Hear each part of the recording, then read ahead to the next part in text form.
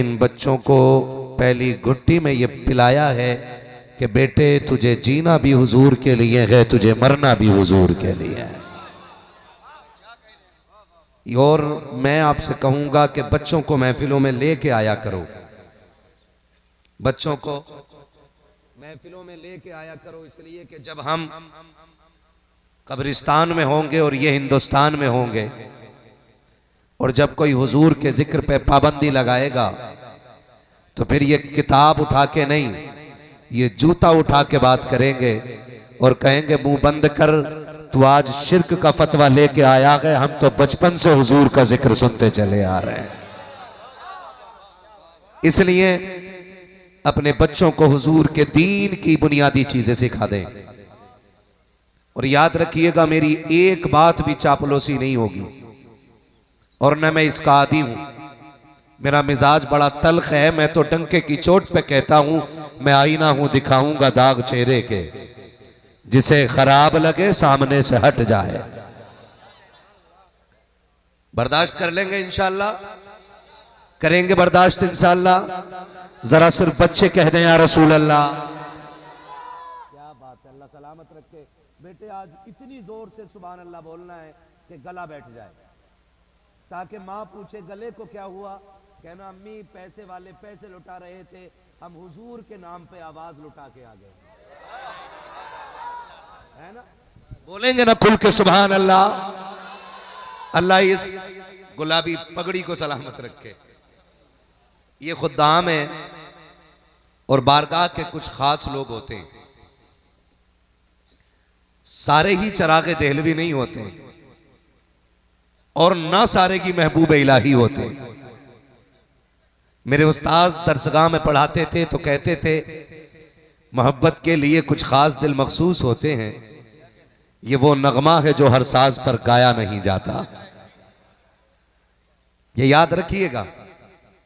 और आज उर्से शफीकी में आने वालों, जज़ाकल्लाह, उर्से शफीकी में आने वालों, मैं एक मशवरा दूंगा कि आज झोली फैला के बैठो। आज महफिल ज़हरा के लालों की है और दिल खोल के आज खैरात मांगना उनसे। सुना है उनकी चौखट से कोई खाली नहीं लौटाया जाता है। मेरे इमाम ने तो बुनियादी बात कह दी। उन्होंने कहा था कि तेरे टुकड़ों पे पले, गैर की ठोकर पे न डाल।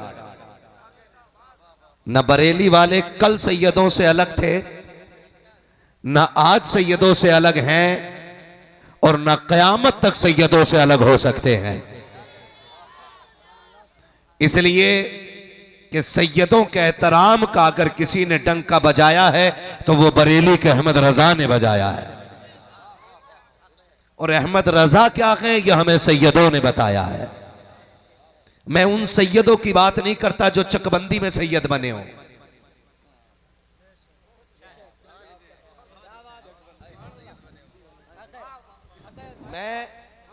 मैं चकबंदी में नए सैयदों की बात नहीं करता, मैं ऐसे सैयदों की बात करता हूं कि जिनके शजरे की सच्चाई की कस्में उठाई जा सकती है।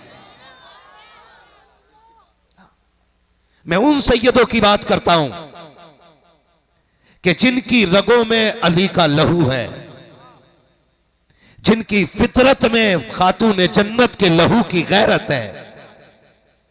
तो फिर वो ये नहीं कहते कि आला हजरत चीज क्या है, बल्कि वो तो खुल के कहते हैं रोजे महशर अगर मुझसे पूछे खुदा,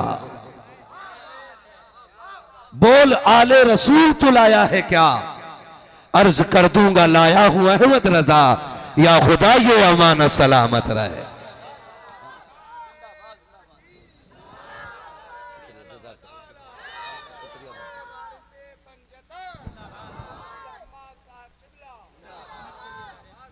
बिल्कुल बिल्कुल जैसा आपकी मर्जी हो। हाँ कोई मसला नहीं। खैरियत है ना?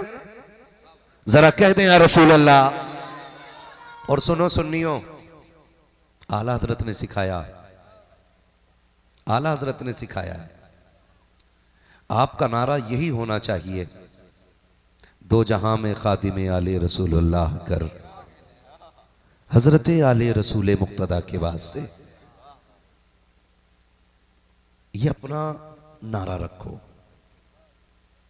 शफीपुर शरीफ सरकार आला हज़रत हाजिर हुए। सुने आज किसकी महफिल में बैठे हो, अल्लाह करे ये बातें दिल में उतर जाएं। शफीपुर शरीफ सरकार आला हज़रत गए, मज़ार पे हाजिरी के लिए गए और फौरन बाहर निकल आए। तो आपके साथ जो आपके शागिर्द थे, खुद्दाम थे, उन्होंने कहा सरकार कभी ऐसा नहीं हुआ कि आप गए हों और मज़ार से फौरन आ गए हों। आपका उसूल रहता है कि जिस बारगाह में जाते हैं कुछ देर बैठते हैं फिर आते हैं।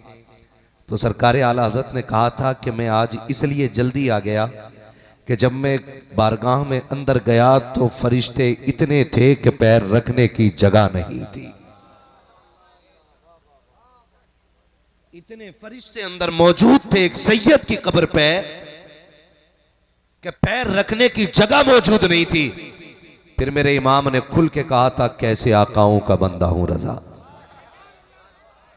आज कोई कुछ भी कह ले, कुछ भी कह ले, सैयद होता क्या है ये आला हजरत से पूछो। उन्होंने कयामत तक आने वाले नासबियों के मुंह पे ताले लगाए और खारजियों का बोलता बंद किया और उन्होंने कहा था कैसे आकाओं का बंदा हूं रजा, बोल बाले मेरी सरकारों के। आज हम सैयदों के मेहमान बने हैं, ये मेरी और आपकी खुशनसीबी है। हम तो दुआ करते हैं अल्लाह दुनिया में भी सैयदों के दामन से जोड़े रखना, आखिरत में भी सैयदों के दामन से जोड़े रखना। ये दुआएं मांगा करो अल्लाह से, दुआएं मांगा करो खुदा से। आज बड़ी महफिल है, हुजूर के दीवानों का हुजूम है। आपसे मेरी इतनी गुजारिश है कि आप हुजूर की हर निस्बत का एहतराम करना शुरू कर दें। हुजूर की हर निस्बत का एहतराम करें। सिर्फ सैयद नहीं, हम हुजूर के सारे सहाबा का एहतराम करते हैं और यही मसलक आला हजरत है। हमारा नारा है हर सहाबी नबी, हर सहाबी नबी। जिनका अकीदा है वो खुल के बोले हर सहाबी नबी। हाँ जी अब आया ना मजा, हर सहाबी नबी, गली गली नगर नगर। क्या बात है, ये सैयदों के मिंबर से नारा लग रहा है। जब ये नारा लगे ना गली गली नगर नगर, तो सबको बोलना है अबू बकर अबू बकर, ठीक है ना। फिर एक इसका पलट होगा नगर नगर गली गली। ये नारा लगना चाहिए, लगा के देख लो नारा में, गली गली नगर नगर। नहीं नहीं नहीं, आवाज नहीं निकली अभी तो। कुछ लोग मुंह देख रहे हैं कि बात क्या कर रहा हूं मैं। मसला की आला हज़रत बयान कर रहा हूं मैं, और जो इस नजरिए पे नहीं है वो हमारा नहीं है। गली गली नगर नगर। ये सामने वाले बंदे अच्छी आवाज निकाल दे थोड़ी सी, क्योंकि आप आगे बैठे हैं, आपकी ड्यूटी थोड़ी सी ज्यादा है, ठीक है ना। वरना आप पीछे चले जाइए, आपसे अच्छे अच्छे लोग शायद पीछे खड़े हों जिन्हें जगह नहीं मिली है, मैं उन्हें बैठा लूंगा आगे। बोलेंगे तो फिर पता लगना चाहिए। गली गली नगर नगर, गली गली नगर नगर, नगर नगर गली गली। हाँ जी, अल्लाह करे ये आवाज नजफ अशरफ तक जाए। हाँ जी, नजफ अशरफ तक जाए आवाज। शुक्र है परवरदिगार ने हमें सहाबा का मानने वाला भी बनाया है, अहले बैत का मानने वाला भी बनाया है। हम चूंकि मसलक के आला हजरत वाले लोग हैं, हमारे दामन में किसी बुजुर्ग की गुस्ताखी का कोई दाग नहीं है। मसलक के आला हजरत यह है कि हम हर वली को मानते हैं। बोले सुभान अल्लाह। हम हर वली को मानते हैं, साथ मौला अली को मानते हैं और सिर्फ मौला अली को नहीं, हुजूर के चारों यारों को मानते हैं। और सिर्फ 4 यारों को नहीं, मुस्तफा के सारे वफादारों को मानते हैं। यही अकीदा रहना चाहिए, यही अकीदा और यही मसला के आला हजरत है। बच्चों गांठ बांध लेना, कितना ही लंबा जुब्बा पहन के, कितना ही ऊंचा चोगा लगा के, तो या के नहीं फला से हाबिक से नहीं बनती, तो लात मार के कहो कि हमारी तुझसे नहीं बनती, हमारी तुझसे नहीं बनती। इसलिए कि अहले बैत को इसलिए मानते हैं कि वो नबी के घर वाले हैं, और सहाबा को इसलिए मानते हैं कि वो मुस्तफा से निस्बत रखते हैं। दोनों को हम हुजूर की वजह से मानते हैं। और जब जो दोनों को मानते हो तो फिर दोनों को मानना चाहिए नहीं। जो सहाबी है वो हमारे सर का ताज है। तो ये अकीदा रखेंगे इंशाल्लाह। ये अकीदा रखो, अली अली के नारे लगाते रहो, जन्नत में रास्ता खुला मिल जाएगा। हाँ, मेरे मुर्शिद इजाजत, मेरे मुर्शिद बैत सरकार ताजुशरिया हैं, और मेरे मुर्शिद इजाजत सरकार रईसुल अत्किया सरकार उवैस मुस्तफ़ा हैं। मैंने उनको फरमाते सुना है। अभी किसी छछुंदर ने पोस्ट डाली थी कि खानकाहे बिलगिराम के आबाओ अजदाद का नजरिया राफजियत को बढ़ावा देता है, या वो राफजी अकीदे के लोग थे। एक किताब का हवाला देकर के बात कही गई। मैं मजीद कोई बात नहीं कहूंगा, बस इतना कहूंगा, हाथ कंगन को आरसी क्या, पढ़े लिखे को फारसी क्या, जिसका बाप जिंदा उसको हरामी कहने वाला कौन है। पिछले साल भी उर्से वास्ती में सरकार वैसे मुस्तफा ने कहा था, हमारा वही अकीदा है जो जमहूर उलमाए अहले सुन्नत का अकीदा है। पिछले साल उर्स में यह ऐलान किया गया था कि हमारा अकीदा यह है कि अंबिया के बाद सबसे अफजल जात अबू बकर सिद्दीक की जात है, और दूसरे नंबर पे हजरत उमर की जात है, तीसरे नंबर पे हजरत उस्मान गनी की जात है, चौथे नंबर पे मौला। इतनी जोर से अली का नाम निकले कि राफजी और खारजियों का कलेजा फट जाए। चौथे नंबर पे मौला, मौला, मौला। ये अकीदा है अहले सुन्नत का। इस अकीदे पे रहो। आगे कहते हैं ये अकीदा रखे रहो, अली अली के नारे लगाते रहो, अली अली के नारे लगाते रहो, और फिर देखो अल्लाह कितनी इज्जतें बख्शता है। इनकी निस्बत का एहतराम हमें क्या से क्या बना देता है। मेरे महबूब ने इरशाद फरमाया, जिसने मेरे औलाद की इज्जत की, तवज्जो कीजिएगा, जिसने मेरी औलाद की इज्जत की, या मेरे औलाद की खिदमत की, या मेरी औलाद की मदद की, कहते हैं हुजूर के मैं उसको हाथ पकड़ के जन्नत में दाखिल फरमाऊंगा। फिर बरेली से आवाज आती है, वो तो निहायत सस्ता सौदा बेच रहे हैं जन्नत का, हम मुफलिस क्या मोल चुकाएं, अपना हाथ ही खाली है ना। जो लोग ये समझते हैं कि खाली रत जगहों से रुतबे बुलंद हो जाएंगे, वो भी ख्याल खाम में। और जो ये समझते हैं कि खुदा को छोड़ के सिर्फ पीर की जूतियां उठाने से वली बन जाएंगे, वो भी गलत सोचते हैं, वो भी गलत सोचते हैं। आप अल्लाह की इबादत भी करते रहे, पीर की फर्माबरदारी भी करते रहे, इतनी आसानी से खुदा मिल जाएगा कि आप सोच भी नहीं सकते हैं, सोच भी नहीं सकते। मेरे सामने आप बैठे, अल्लाह आपको सलामत रखे, कितने लोग किसी ना किसी पीर से मुरीद हैं, हाथ उठा के बताएं जरा। जितने मुरीद हैं, किसी से भी मुरीद हैं, हाथ उठा के बता दें। थक रहे हैं आप हाथ उठाने में? नहीं ना, बहुत कम लोग मुरीद हैं। आपको मशवरा दूं, वजह यही है, एग्जाम आता है, इतने बहुत से कलम लेके आ जाते हो, सैयद साहब पढ़ दियो, इन्हें पेन पढ़ दो, कि क्योंकि हाई स्कूल का इम्तिहान आ गया। मुझे एक बात बताओ, बच्चा पूरी रात गेम खेले और सुबह को पेन पढ़वा के ले जाए, तो क्या वो आईपीएस बनेगा? बोलो, बनेगा? नहीं बनेगा ना। क्यों? क्योंकि दुआ के साथ मेहनत जरूरी होती है।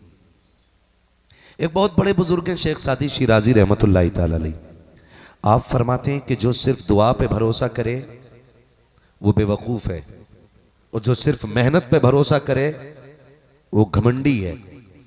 फरमाया मेहनत करो अपने हिस्से की, फिर दुआ करो। जहां तक तुम अपनी मेहनत से पहुंचोगे उससे आगे खुदा दुआओं से तुम्हें पहुंचा देगा। और सिलसिले के भी फायदे होते हैं, हमने सिलसिले के फायदे समझे ही नहीं।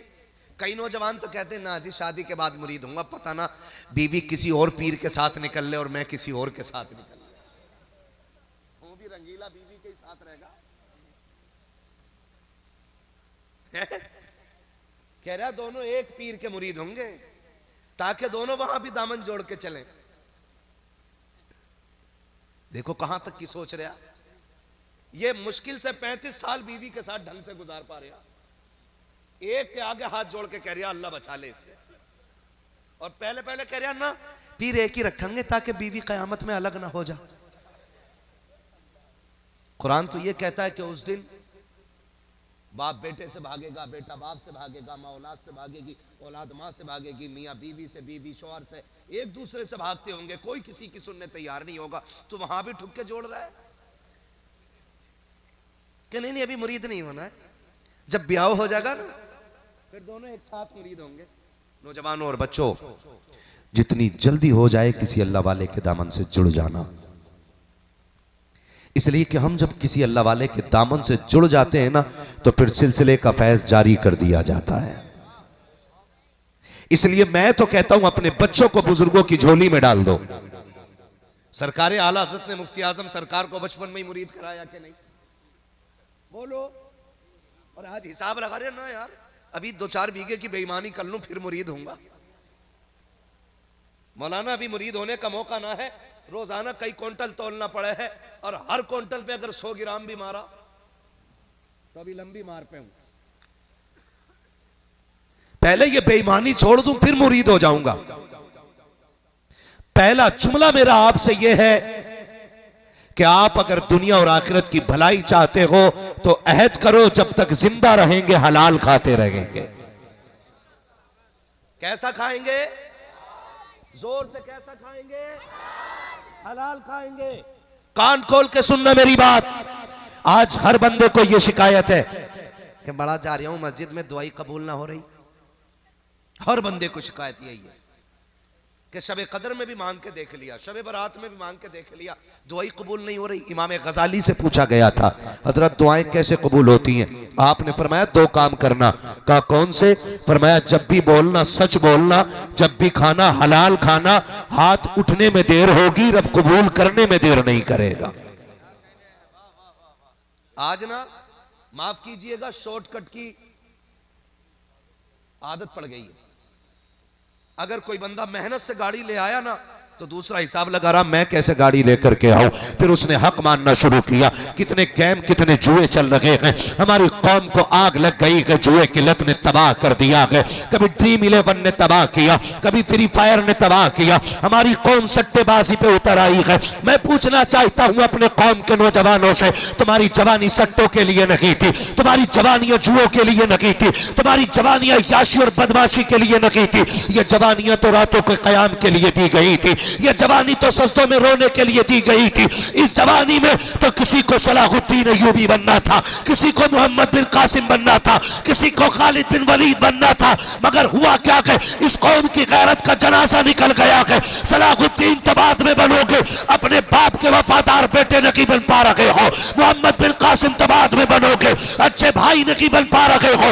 आओ बढ़ के तो देखो, खालिद बिन वलीद बाद में बनोगे, अपने बेटे के वफादार, अपने बाप के वफादार बेटे नहीं बन पा रहे हो। तुम्हें खुदा का वास्ता दे करके कहता हूं, मौत बुढ़ापे में नहीं, मौत जवानी में भी आ सकती है। इससे पहले कि जवानी में तुम्हें सफेद कफन में लपेट दिया जाए, मस्जिद से तुम्हारी मौत का ऐलान कर दिया जाए, उठो और आज ऐद करो और दुनिया को बता दो कि मोहम्मद से वफा तूने तो हम तेरे है, ये जगह चीज है क्या लो हो कलम तेरे।